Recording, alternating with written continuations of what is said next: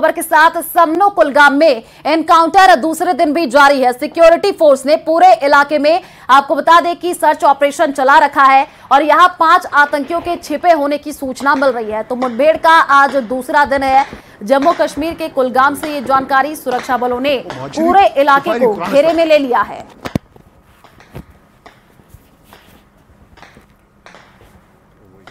तो मुठभेड़ का आज दूसरा दिन है। आप तस्वीर भी टीवी स्क्रीन पर देख पा रहे हैं, जिसमें आप देख रहे हैं कि सुरक्षा बलों ने पूरे इलाके को घेर लिया है और कई आतंकियों के छिपे होने की भी सूचना मिली है।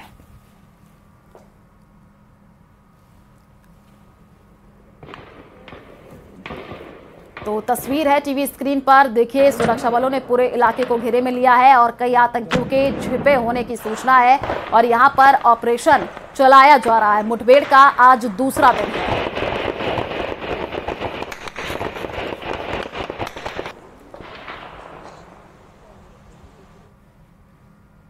तो उधर ऑपरेशन काली को लेकर के सेना ने मीडिया को जानकारी दी है और बताया है कि लाइन ऑफ कंट्रोल पर ऑपरेशन में 2 दहशतगर्द मारे गए हैं। मारे गए दहशतगर्दों की पहचान बशीर अहमद मलिक और अहमद गनी शेख के तौर पर की गई है। बशीर ने लाइन ऑफ कंट्रोल के पार से अनगिनत आतंकवादियों की घुसपैठ में मदद की थी। सिक्योरिटी फोर्स ने दोनों आतंकियों के मारे जाने की बड़ी कामयाबी इस पर जताया है।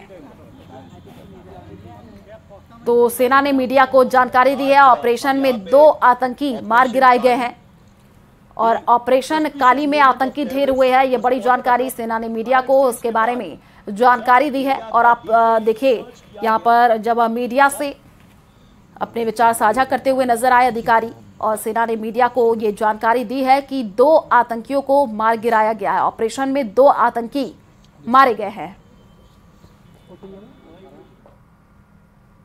मध्य प्रदेश की सभी 230 विधानसभा सीटों पर आज मतदान हो रहा है। इस चुनाव में आज राज्य के 5.6 करोड़ से अधिक मतदाता अपने मताधिकार का इस्तेमाल करेंगे। चुनाव आयोग की ओर से चुनाव के लिए सुरक्षा के कड़े इंतजाम किए गए हैं। इस बार मुख्यमंत्री शिवराज सिंह चौहान और कांग्रेस के दिग्गज नेता कमलनाथ सहित कुल 2533 उम्मीदवार चुनाव में अपनी किस्मत आजमा रहे हैं। इन सभी 2533 उम्मीदवारों में से 2280 पुरुष, 252 महिलाएं और एक थर्ड जेंडर का व्यक्ति है। मतदान से पहले दिग्गजों ने पूजा पाठ किया है। सीएम शिवराज सिंह चौहान ने वोट डालने से पहले नर्मदा नदी की पूजा अर्चना कर आशीर्वाद लिया है। कांग्रेस नेता कमलनाथ ने भी छिंदवाड़ा में पोलिंग बूथ पर मतदान किया। उधर छत्तीसगढ़ विधानसभा चुनाव के दूसरे चरण में बची हुई 70 सीटों पर मतदान जारी है। पहले चरण के लिए 7 नवंबर 2023 को वोट डाले गए थे। 7 नवंबर को पहले चरण में 20 विधानसभा सीटों पर मतदान हुआ था। बची सभी 70 सीटों पर आज मतदान हो रहा है। इनमें पाटन, अंबिकापुर और शक्ति विधानसभा समेत कई सीटों पर कांटे की टक्कर बताई जा रही है। तो देखिए छत्तीसगढ़ का अंतिम चरण और दूसरे चरण की 70 सीटों पर वोटिंग हो रहे हैं। एमपी छत्तीसगढ़ का ये रण है और देखिए मध्य प्रदेश की 230 सीटों पर मतदान हो रहा है और आज छत्तीसगढ़ का अंतिम चरण है। और सुबह से ही जो तस्वीरें निकल करके सामने आ रही हैं उसमें देखिए जो मतदाता हैं वो पहुंच रहे हैं मतदान करने के लिए। तो मध्य प्रदेश की 230 सीटों पर मतदान हो रहा है। छत्तीसगढ़ का अंतिम चरण, तस्वीरें देखिए, कमलनाथ को आप देख पा रहे हैं, पहुंचे वोटिंग करने के लिए। बड़ी संख्या में सुबह से ही वोटिंग करने के लिए लोग पहुंच रहे हैं।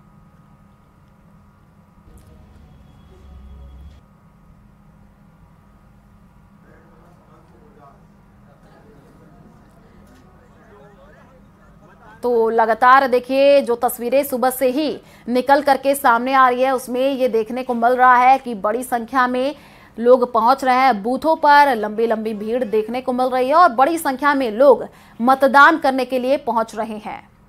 तो कई ऐसे सीट है देखिए जहां पर कांटे की टक्कर बताई जा रही है, जिनमें पाटन, अंबिकापुर और शक्ति विधानसभा समेत कई सीटों पर इस बार कांटे की टक्कर है। और तस्वीर आप देख पा रहे हैं जिसमें आप कमलनाथ को देख पा रहे हैं, वो भी पहुंचे और बड़ी संख्या में लोग पहुंच रहे हैं आज सुबह से ही मतदान करने के लिए। तो विधानसभा चुनाव के दूसरे चरण में बची हुई 70 सीटों पर मतदान जारी है और पहले चरण के लिए 7 नवंबर 2023 को वोट डाले गए थे।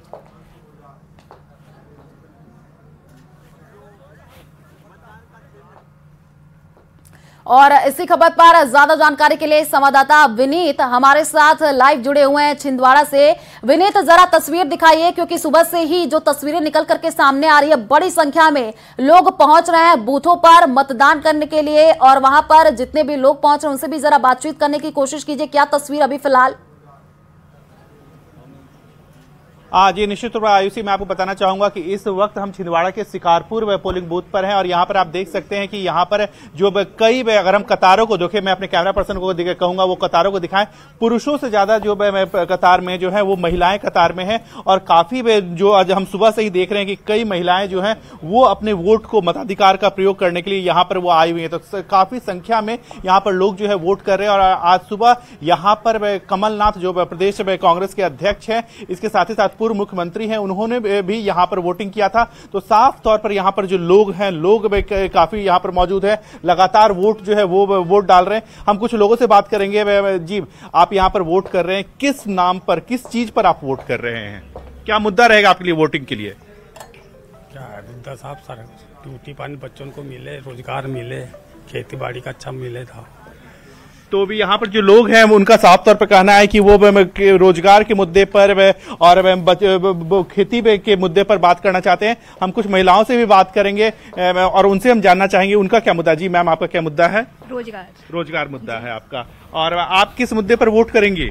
रोजगार के मुद्दे पर वोट करेंगे। तो साफ तौर पर यहाँ पे जो कई महिलाएं हैं वो भी काफी जागरूक हैं और वो लगातार उनसे बात कर रहे हैं और कह रही हैं कि रोजगार के मुद्दे पर बात करेंगे। हम और कुछ महिलाओं से बात करने की कोशिश करते हैं और उनसे जानेंगे। जी मैडम, आप यहाँ वोट करने आई हैं, एक तो अच्छी बात है कि ये महिलाएं ज्यादा जागरूक यहाँ दिख रही है, लंबी कतार उनकी ज्यादा है। किस मुद्दे पर वोट करेंगे आप? रोजगार और किसानों के लिए। तो यहाँ पर जो लोग हैं, कई लोगों से हमने बात की। आपने आयुषी, जैसा कि आपने सुना, यहाँ पर जो लोग थे उनका साफ तौर पर कहना था कि जो वोट में वो करेंगी, वो या जो पुरुष हैं उनसे भी हमने जब बात की तब उनका साफ तौर पर कहना था कि रोजगार के मुद्दे पर बात करेंगी, किसानों के मुद्दे की उन्होंने की और इसी मुद्दे पर वो वोट डालेंगे। एक बड़ी बात यहाँ पर, जैसा कि हमने पहले भी अपने दर्शकों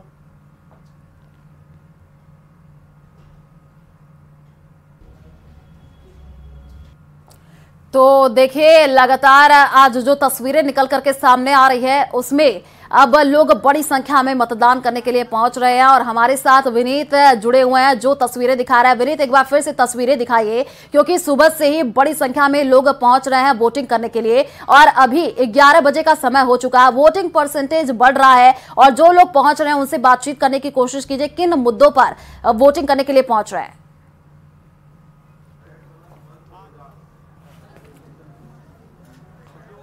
राय को कहेंगे वो तस्वीरें दिखाएं।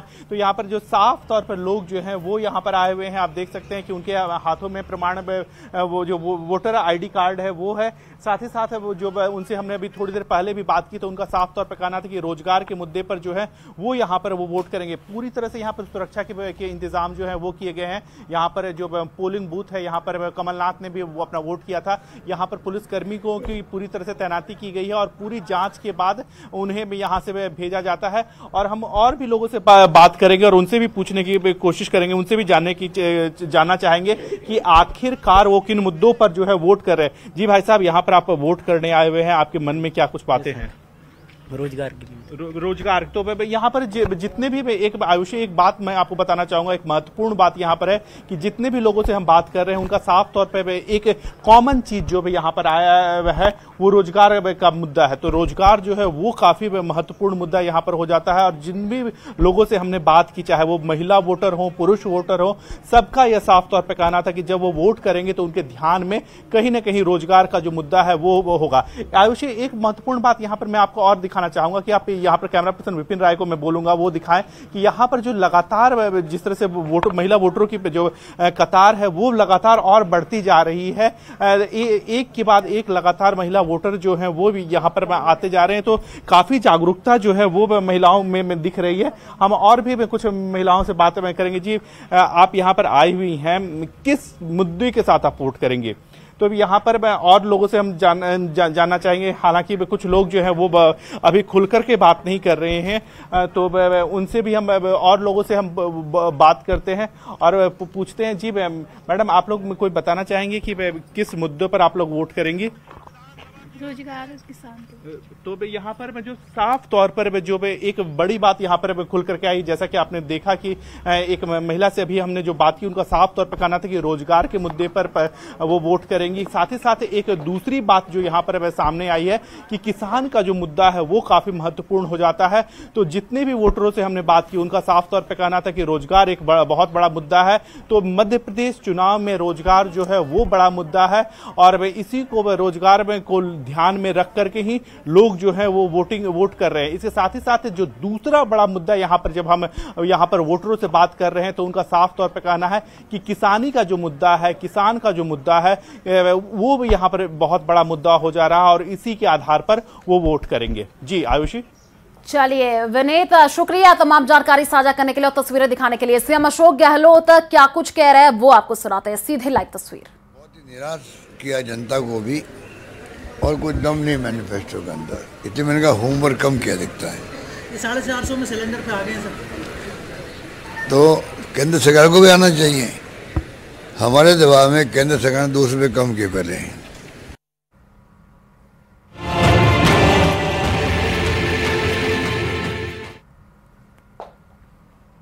तो उत्तरकाशी टनल में रेस्क्यू ऑपरेशन जारी है और 120 घंटे से 40 मजदूर अंदर फंसे हुए हैं। आज रेस्क्यू ऑपरेशन का छठा दिन है।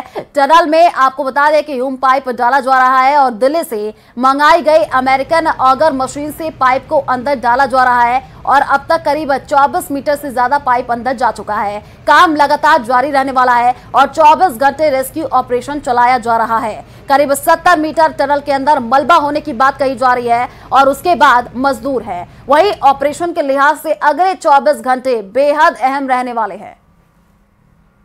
तो देखिए तस्वीरें भी हम आपको टीवी स्क्रीन पर दिखा रहे हैं। देखिए करीब 70 मीटर के आगे ये मजदूर फंसे हुए हैं। टनल रेस्क्यू ऑपरेशन का आज छठवां दिन है और 40 मजदूर अब भी टनल में फंसे हुए हैं, जिनको बाहर निकालने की जो कवायद है वो और भी ज्यादा तेज होती हुई दिख रही है। अभी तक 24 मीटर पाइप देखिए डाला जा चुका है और 70 मीटर के आगे मजदूर फंसे हुए हैं। सिलक्यारा टनल रेस्क्यू ऑपरेशन को आज छठवां दिन है। इस बीच जो रेस्क्यू ऑपरेशन है वो अपनी प्रगति पर है। करीब 24 मीटर तक बोरिंग की जा चुकी है। 4 पाइप मलबे में इंसर्ट किए जा चुके हैं। 900 मिलीमीटर व्यास के ये पाइप, एक पाइप की जो लंबाई है वो 6 मीटर के आसपास है। 5वां जो पाइप है उसको वेल्डिंग की प्रक्रिया जारी है। अगर 5वां पाइप भी इंसर्ट होता है तो करीब 30 मीटर की डिस्टेंस हम पार कर चुके होंगे और वो ये 30 मीटर वो महत्वपूर्ण जगह है जहां हम पूरे मलबे के बीचों बीच में होंगे। यहीं पर कई चैलेंज भी मशीन ऑपरेटर को फेस करने पड़ सकते हैं, जो एक्सपर्ट कहते हैं, क्योंकि हम मलबे के बीचों बीच में, जो माना जा रहा है कि 60 मीटर के आसपास पूरे मलबे की डिस्टेंस है, 30 मीटर पर अगर हम पहुंचते हैं तो यहाँ पर चैलेंजिंग होगा, क्योंकि एक्सपर्ट्स का कहना है कि यहाँ पर लोहे के जो गार्डर हैं वो मिल सकते हैं या फिर जो गाड़ियाँ मलबे में दबी हुई हैं उनके मिलने की भी आशंका बनी हुई है कि वो मशीन से कहीं इंटरेक्ट हो सकता है उनका। लेकिन फिलहाल आप ये लगा सकते हैं कि 24 मीटर की दूरी सफलतापूर्वक तय की जा चुकी है। 5वां पाइप को वेल्ड किया जा रहा है। अब सबकी उम्मीदें इस ऑपरेशन से बंधी हुई हैं, इस अमेरिकन बोरिंग ऑगर मशीन पर टिकी हुई हैं कि मशीन जल्द से जल्द बोरिंग करे और उन श्रमिकों तक पहुंचा जा सके। कैमरा पर्सन राकेश रावत के साथ सुनील नौप्रभात, न्यूज़ 18, सिलक्यारा, उत्तरकाशी। तो एल्विश केस में सूत्रों के हवाले से बड़ी जानकारी आपको दे दे। मुख्य आरोपी राहुल से देर रात पुलिस अफसरों ने पूछताछ की है। कई सवालों के जवाब देने में आरोपी राहुल उलझा है। आपको बता दें कि डायरी में लोगों के नाम को लेकर के पूछताछ की गई है। सूत्रों के हवाले से ये बड़ी जानकारी। रेव पार्टी आयोजनों को लेकर के भी सवाल पूछे और देखिए आज 12 बजे तक रिमांड पर है राहुल यादव। ये बड़ी जानकारी आपको दे रहे हैं। एल्विश केस के हवाले से जुड़ी हुई ये बड़ी अपडेट। डायरी में लोगों के नाम को लेकर के पूछताछ की गई है और देखिए मुख्य आरोपी राहुल से देर रात पुलिस अफसरों ने पूछताछ की है। तो कई सवालों के जवाब देने में आरोपी राहुल यादव देखिए उलझा है और डायरी में लोगों के नामों के बारे में भी पूछताछ हुई है। रेव पार्टी आयोजनों को लेकर के पूछताछ की गई है। आज 12 बजे तक राहुल यादव रिमांड पर है। एल्विश केस के हवाले से जुड़ी हुई ये बड़ी जानकारी। तो कई सवालों के जवाब देने में देखिए आरोपी जो राहुल यादव है वो उलझा हुआ है। डायरी में लोगों के नाम को लेकर के अब पूछताछ, रेव पार्टी आयोजनों को लेकर के भी कई सवाल किए जा रहे हैं। रेव पार्टी और सांपों के जहर सप्लाई मामले में मुख्य आरोपी को रिमांड पर लेने के बाद नोएडा पुलिस ने 24 घंटे की पूछताछ की है। आज 12 बजे ये रिमांड खत्म हो जाएगी। फिलहाल राहुल से देर तक पूछताछ की गई है। आपको बता दें, इस समय नोएडा के सेक्टर थाना 20 में मौजूद हैं और यहीं पर इस पूरे मामले की विवेचना चल रही है। कई अहम सवाल पूछे गए हैं। इस कड़ी में रिमांड के दौरान वन विभाग की टीम भी शामिल हुई थी। आपको बता दें, जो राहुल से सवाल पूछे गए उसमें मुख्यतः राहुल और एल्विस कनेक्शन की बात पूछी गई। इसके अलावा जो डायरी बरामद हुई थी उसमें जो तमाम डिटेल्स थी, अन्य पार्टियों का जिक्र था और जो लोगों का जिक्र था उस बारे में पूछा गया। इसके अलावा कैसे राहुल जो है वो एल्विस से संपर्क में आया था और पार्टियां कहां की गई है, कौन कौन लोग उस पार्टी में शामिल थे। जिस तरीके से शुरुआती तौर में फाजिल पुरिया का भी जिक्र आया था जो हरियाणवी सिंगर है, उसको लेकर भी सवाल पूछे गए हैं। और ये सांपों की जहर जो सप्लाई हो रहा था और सांपों की सप्लाई हो रही थी, ये किन किन पार्टियों में की गई थी, एल्विस कैसे कनेक्शन में आया, पहली बार कब मुलाकात हुई, किसने मुलाकात की, किसके माध्यम से हुई, इस तरीके के तमाम सवाल पूछे गए हैं राहुल से। लिहाजा नोएडा पुलिस की तफ्तीश आगे बढ़ रही है और आज 12 बजे ये रिमांड पूरी हो जाएगी। फिलहाल इस पूरे प्रकरण में नोएडा पुलिस अपनी तफ्तीश कर रही है और माना जा रहा है कि आने वाले वक्त में नोएडा पुलिस कोई खुलासा कर सकती है इस पूरे प्रकरण को लेकर। कैमरामैन रमेश रत्नाकर के साथ हिमांशु शुक्ला, न्यूज 18 नोएडा। तो ज्ञान व्यापी परिसर के पुरातत्व सर्वेक्षण यानी एसआई सर्वे की रिपोर्ट आज जिला अदालत में दाखिल हो सकती है। कोर्ट ने टीम को 15 दिन का और वक्त देते हुए 17 नवंबर तक रिपोर्ट पेश करने के लिए कहा था। माना जा रहा है कि आज लगभग 400 से ज्यादा पन्नों की रिपोर्ट कोर्ट में दाखिल की जाएगी, जिसमें 21 जुलाई के आदेश के बाद 4 अगस्त से शुरू हुए सर्वे में मिली एक एक जानकारी को शामिल किया गया है। हालांकि एक चर्चा यह भी है कि रिपोर्ट तैयार करने के लिए एएसआई की टीम कुछ और वक्त मांग सकती है। आपको बता दें कि सुनवाई दोपहर 2:30 बजे से होगी।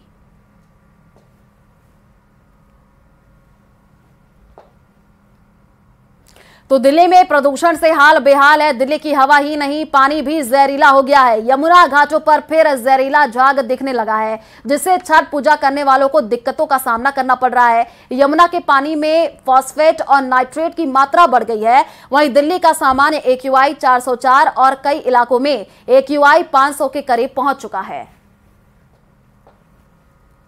सूर्य उपासना के महापर्व छठ पर एक तरफ जहां आस्था का सैलाब उमड़ा है, वहीं दूसरी तरफ दिल्ली में प्रदूषण की मार भी है। ऐसे में श्रद्धालुओं को दिक्कत का सामना करना पड़ रहा है। हम अपने वीडियो जर्नलिस्ट से कहेंगे कि दिल्ली का नजारा दिखाएं कि किस तरीके से दिल्ली के आसमानों में धुंध की चादर छाई हुई है।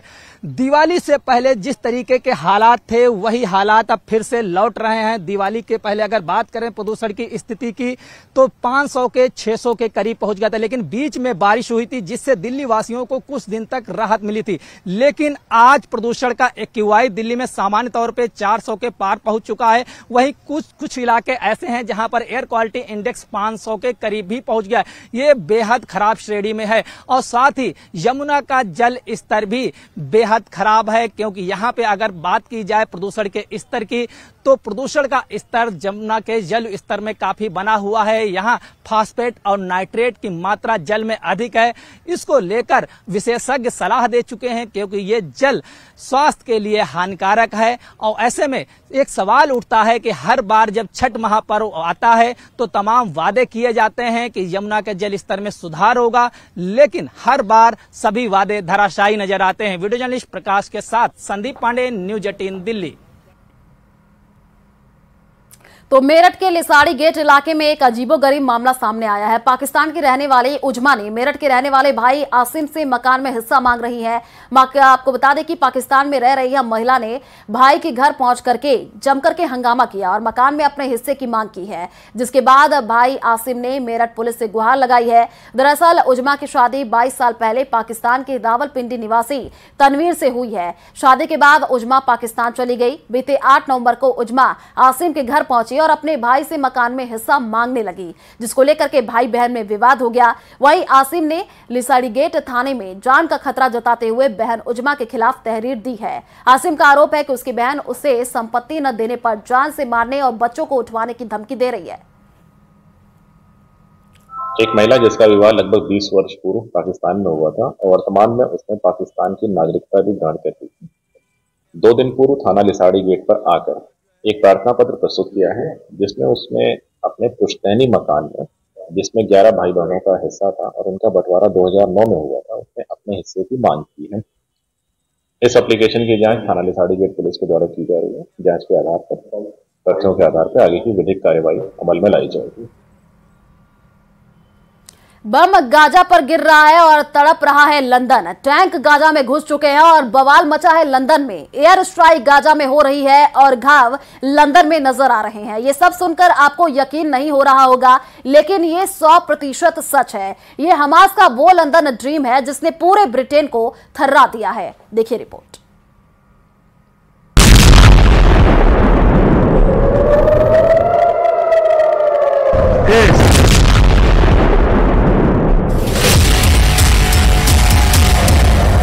जंग लड़ी जा रही है गाजा पट्टी में, लेकिन तूफान खड़ा हो गया है लंदन में।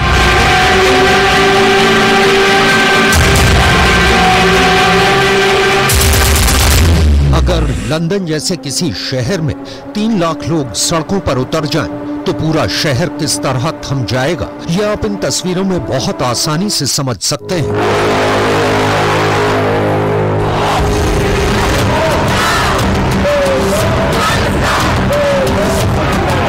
लंदन में इन दिनों माहौल कुछ ऐसा ही है।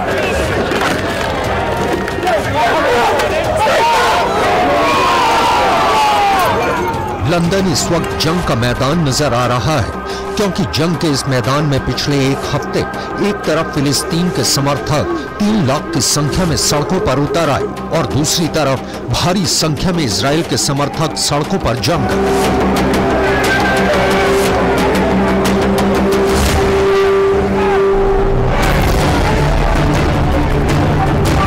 ब्रिटेन के कई अखबारों में रिपोर्ट्स हैं कि इजराइल और हमास के समर्थक भिड़ गए, हाथापाई की नौबत आ गई।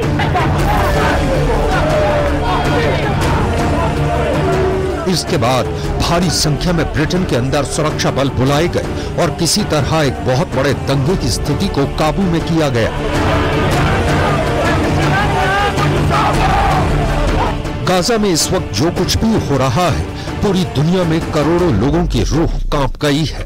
दुश्मन को किस तरह और कितनी बुरी तरह से कुचला जा सकता है, इसका बेहतर खतरनाक उदाहरण इजराइल ने पेश किया है।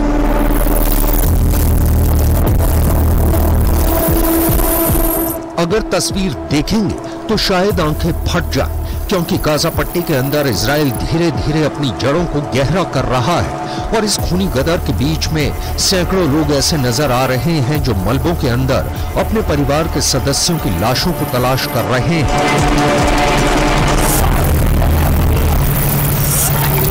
بتحس انه ناقص اشي من حياتك، انت عارف الوالد اساس الحياة، وهي حاليا قاعد ببحث عنه عشان انا ارتاح نفسيا، عشان انا اروح ادفنه بايدي، لانه لو ضل موجود هيك انا برتاحش، حتى كل ليله بصير احلم فيه، بصير معي كابوس। हमास और इजराइल की जंग लगभग 1 महीने से चल रही है और 1 महीने की जंग में रिपोर्ट ये आ रही है कि अब तक 3000 से ज्यादा लोग इमारतों के मलबे के अंदर दफन हैं। ये संख्या और ज्यादा भी हो सकती है।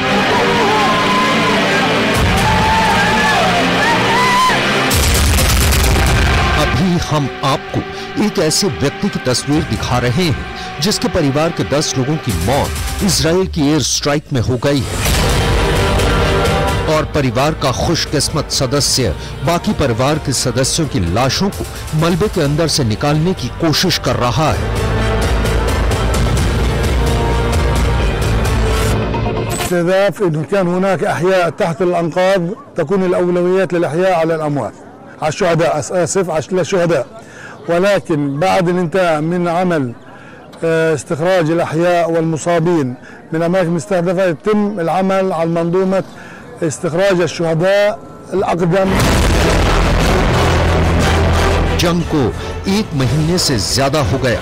अगर कोई 1 महीने से मलबे में दबा हो तो उसका जिंदा रह पाना तो लगभग नामुमकिन है, लेकिन किसी तरह उसका अंतिम संस्कार किया जा सके, इसकी जद्दोजहद के लिए भी गाजा पट्टी में गली गली में सैकड़ों जंगें लड़ी जा रही हैं।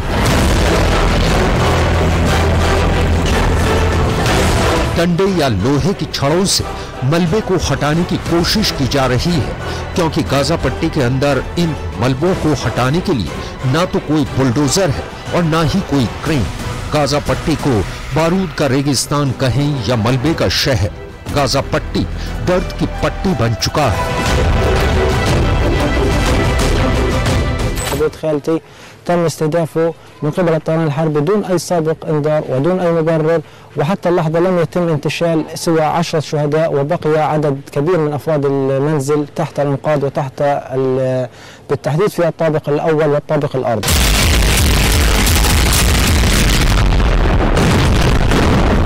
दूसरी तरफ हमास जो इस तबाही का साझेदार है और जिसने इस तबाही की रूपरेखा को तैयार करने के लिए 7 अक्टूबर का आतंकवादी हमला किया था, वो बिल्कुल घुटने पर नजर आ रहा है।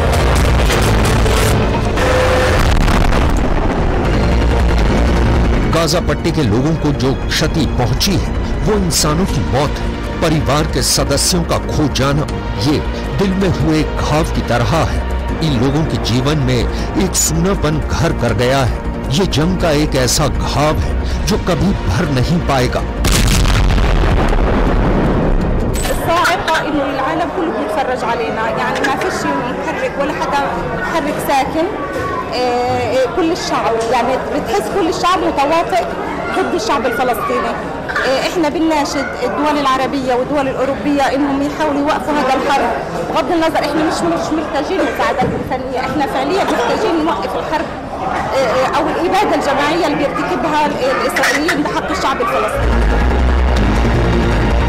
कुल मिलाकर इस जंग में हमास ने गाजा पट्टी के लोगों को बहुत बड़ा धोखा दिया है, या यूं कहें कि शायद हमास को ईरान जैसे कई कट्टरपंथी सरकारों वाले मुल्कों ने एक बड़ा धोखा दिया, क्योंकि हमास। कल जयपुर का स्थापना दिन है। मैं इस उपलक्ष्य में जयपुर की जनता को कल के लिए बहुत शुभकामनाएं और शुभेच्छाएं देता हूं। आप सबको पता ही है कि भारतीय जनता पार्टी की कटिबद्धता politics for progress and development इसके लिए है। जो भारतीय जनता पार्टी के उद्दिष्ट है उसमें 3 बातें बहुत महत्वपूर्ण है। एक है राष्ट्रवाद, नेशनलिज्म, जो हमारा आत्मा है। राष्ट्र सर्वोपरि, यही भाव पार्टी की सबसे बड़ी ताकत है। और इस राष्ट्र को सुखी, समृद्ध और संपन्न करने के लिए जरूरी है गुड गवर्नेंस एंड डेवलपमेंट, सुशासन और विकास। और सुशासन और विकास से हमारा मिशन है और हमारा उद्दिष्ट है अंत्योदय, जो पंडित दीनदयाल उपाध्याय जी का सामाजिक आर्थिक चिंतन था। विशेष रूप से जो समाज के शोषित, पीड़ित और दलित हैं, जो सामाजिक, आर्थिक, शैक्षणिक दृष्टि से पिछड़े हुए हैं, जिनके पास रहने के लिए मकान नहीं है, शरीर पर कपड़ा नहीं है, खाने के लिए रोटी नहीं है, उस दरिद्र नारायण को हम लोग भगवान मानकर उसकी निरंतर सेवा करते रहे। ये पंडित दीनदयाल उपाध्याय जी का सामाजिक आर्थिक चिंतन हमारा उद्दिष्ट है। ये तीनों बातों को पूरा करने के लिए लोकतंत्र में जब हम सत्ता में रहते तो गुड गवर्नेंस के द्वारा इन उद्दिष्टों को पूरा करना, और अगर विपक्ष में रहेंगे तो लोकतंत्र में विपक्ष की भूमिका में अपना काम करना। यही भारतीय जनता पार्टी की ताकत रही है। अटल बिहारी वाजपेयी जी के नेतृत्व में भी इसी उद्दिष्टों को रखकर उनके नेतृत्व में सरकार ने काम किया। 2014 में नरेंद्र मोदी जी के नेतृत्व में हमारे पार्टी को बहुत अच्छी मेजॉरिटी मिली और इसी उद्देश्य के साथ हम काम कर रहे हैं और इसी उद्देश्य के अनुरूप प्रधानमंत्री जी का सपना है कि हमारा भारत विश्वगुरु बने। अभी हम दुनिया में आर्थिक ताकत के रूप में 5वें नंबर पर है, हम 3रे नंबर पर आए और हम विश्व की सबसे बड़ी अर्थव्यवस्था बने, ये भी हमारा एक प्रकार से सपना है। $5 ट्रिलियन की इकोनॉमी, आत्मनिर्भर भारत, इसी उद्देश्य के साथ लेकर हम काम कर रहे हैं और ये करना होगा तो स्वाभाविक रूप से politics for progress and development, इसके सिवा ये नहीं होगा। जो हमारी नीतियां हैं वो गांव, गरीब, मजदूर, किसान का कल्याण करके हम किस प्रकार से प्रगति और विकास की ओर जा सकते हैं, उसी के आधार पर हम काम कर रहे हैं। मुझे बहुत खुशी है कि भारत में पक्के घर 5 करोड़ परिवारों को हमारी सरकार में दिए गए, जिसमें से 20 लाख परिवारों को राजस्थान में मकान मिले। शौचालय भारत में 12 करोड़ से अधिक बने, राजस्थान में 83 लाख परिवार को शौचालय निर्माण हुए। जल जीवन मिशन में 7 करोड़ से अधिक परिवारों को नल दिया गया और राजस्थान में भी ये कार्य हो रहा है।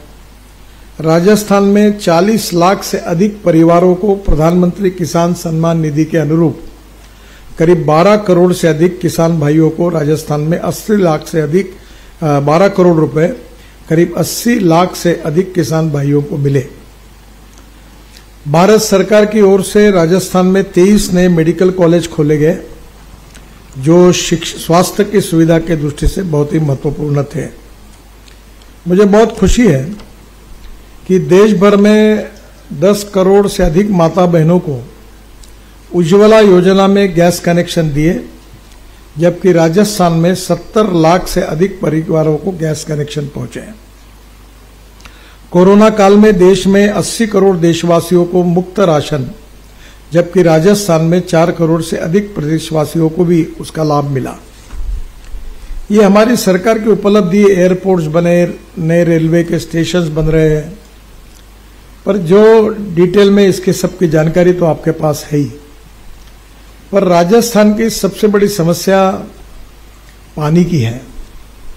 बहुत पुराने समय से राजस्थान में पीने के पानी की भी उपलब्धता काफी कम थी।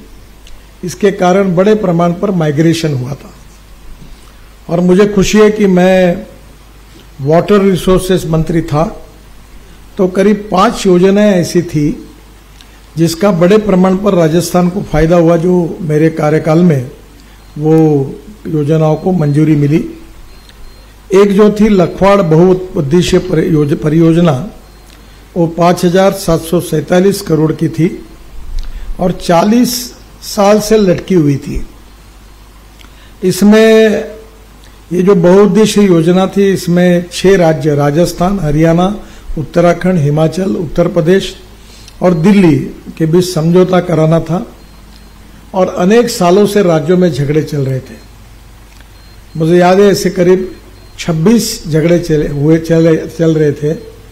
उस काल में 19 झगड़े मैंने अपने कार्यकाल में समाप्त कराए। तो मैं सब मुख्यमंत्री जी को मजाक से कहता था कि मैंने दरवाजा बंद किया है, जब तक आपका समाधान नहीं होगा मैं दरवाजा को नहीं खोलूंगा। तो बैठ बैठ के ये उसमें से ये लखवाड़ बहुउद्देशीय परियोजना थी और इसमें 79 MCM शुद्ध पानी मिलेगा और करीब राजस्थान को 34,000 हेक्टेयर जमीन इससे सिंचित हो सकेगी। दूसरी थी रेणुका बांध परियोजना, रेणुका जी बांध परियोजना। ये राजस्थान, हरियाणा, उत्तराखंड, हिमाचल प्रदेश, उत्तर प्रदेश, दिल्ली, ये भी 2019 में समझौता कराया गया।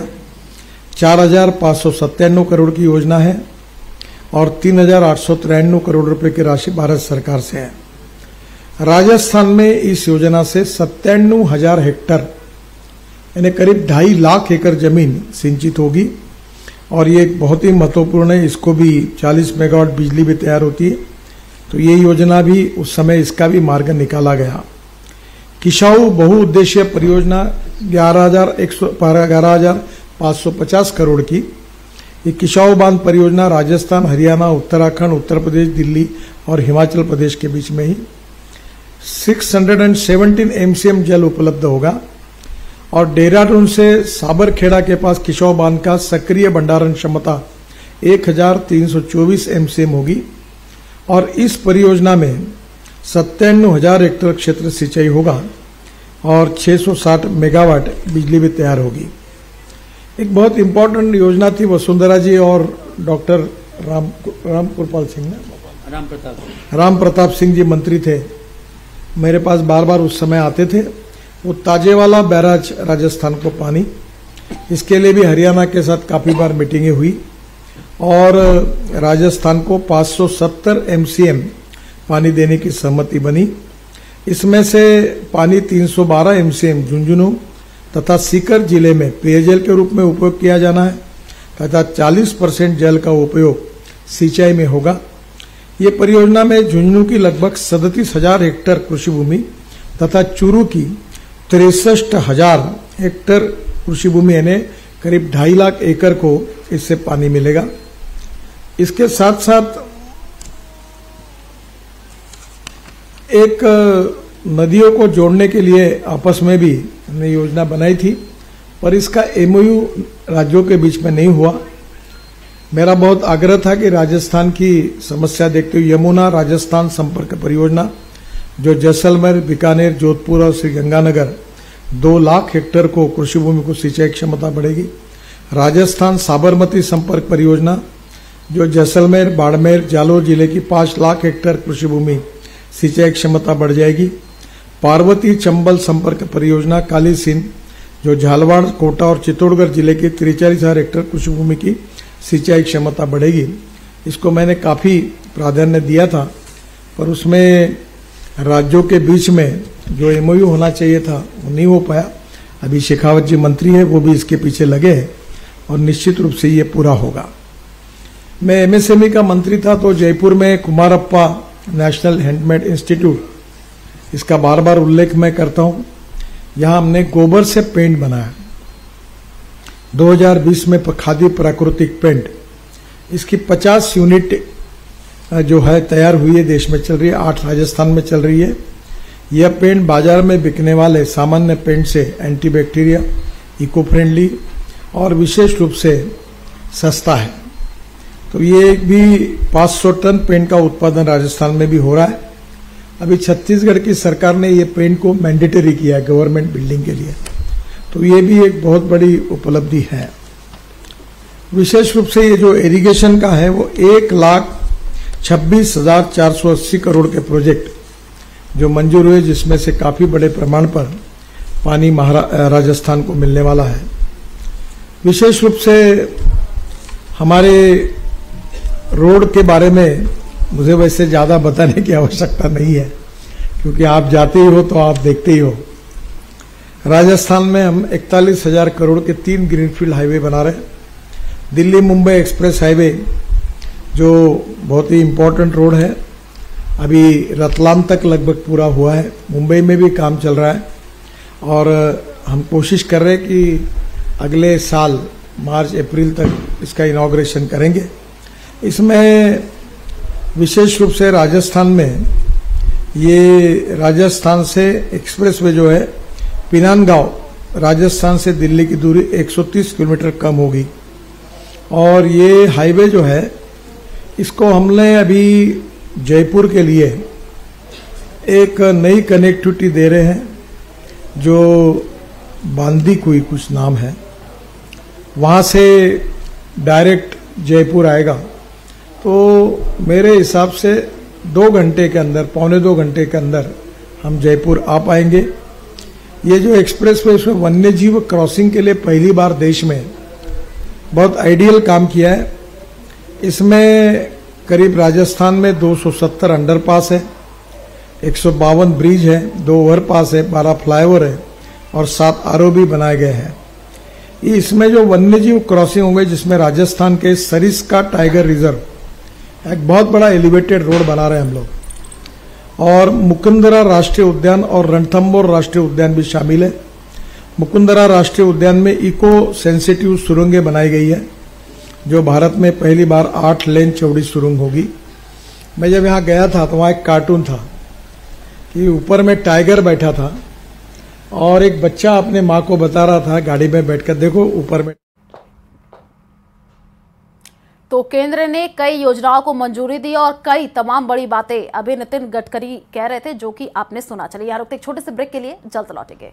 कि बहू एकता धारीवाल का एक वीडियो सामने आया है, जिसमें एकता धारीवाल कोटा उत्तर में जन समर्थन हासिल करने के लिए निकली थी। इसी दौरान लोगों को संबोधित करते हुए एकता ने शांति धारीवाल को बूढ़ा शेर कह दिया, लेकिन इसके बाद में उन्होंने कहा कि अभी फिलहाल टाइगर जिंदा है। यह वीडियो अब तेजी से वायरल हो रहा है। आपको बता दें कि शांति धारीवाल के प्रचार की कमान एकता धारीवाल ने संभाल रखी है और एकता धारीवाल का यह बयान अब सोशल मीडिया पर चर्चा का विषय बना हुआ है।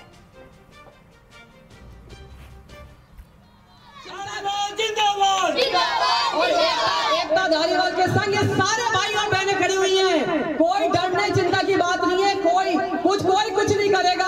और हमारे ऊपर हमारा बाप बेटा शांति धारीवाल, चिंता करने की बात नहीं है। आधी रात को फोन करोगे तो एकता धारीवाल आएगी पहले बचाने के लिए।